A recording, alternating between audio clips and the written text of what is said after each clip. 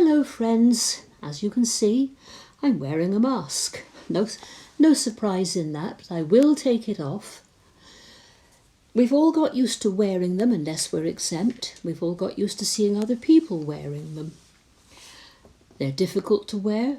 They can stifle our breathing, our speech. Our glasses steam up, obscuring our vision. And in other words, they're uncomfortable. And yet we all tend to wear invisible masks when we're with other people, masking our negative feelings and our emotions. Positive feelings come over and bubble out, but anything else we like to hide from other people, perhaps to protect them, perhaps to protect ourselves.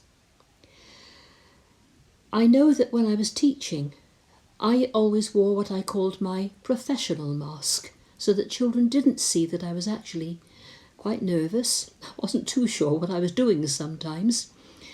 I had things going on in my life that were uncomfortable, so to protect myself and them, the invisible mask used to come on.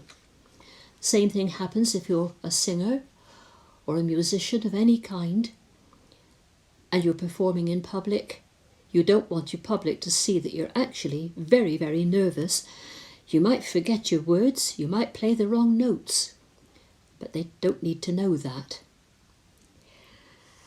Now, if you are wise, you probably will wear an invisible mask when you're talking with other people, especially when you disagree with them, when you feel that there's a confrontation of sorts coming on.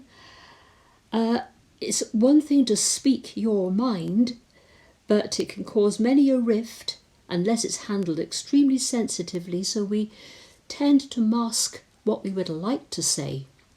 And if we don't, we often regret it. How many people have seen the real you? Who knows when you are depressed, anxious, when things aren't right in your life?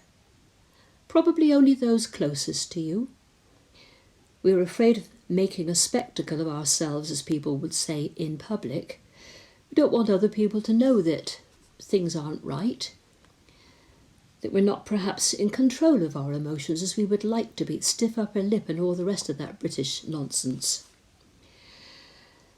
Sometimes we have that mask in the privacy of our own homes too, to protect those nearest and dearest to us, and perhaps to protect ourselves from the reality of what's really going on in our minds and in our lives.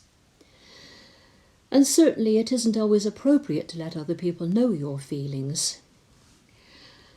So I would say that the danger of a mask is that, like the ones we've been wearing during coronavirus problems, we get used to them. If you get used to wearing your invisible mask, you're in danger of not being honest with yourself about your feelings, your emotions, what is causing the upset, what is going on in your life. It's easier to hide from yourself at times. So I think the one person you must be honest with is yourself. And then, of course, you can be very honest with God. There isn't a thing he doesn't know about you. As I will say from Psalm 139, Lord, you have examined me and you know me. You know everything I do. From far away you understand all my thoughts. You see me whether I am working or resting. You know all my actions. Even before I speak, you already know what I will say. You are all around me on every side. You protect me with your power. Your knowledge of me is too deep. It is beyond my understanding. With that thought in mind, there is nothing that you can't take to God. You can be as honest as you like. You can be cross with him, cross at him, vent your feelings, vent your emotions. Why aren't you helping me with this, Lord? What's going wrong? Why aren't you there? He is used to this kind of approach. He can take it and he can help you get through that particular hurdle at that moment in time. He understands when we cry out in our anguish and our pain.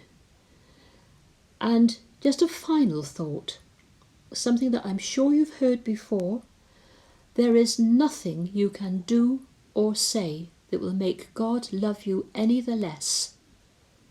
And there is nothing you can do or say that will make him love you more.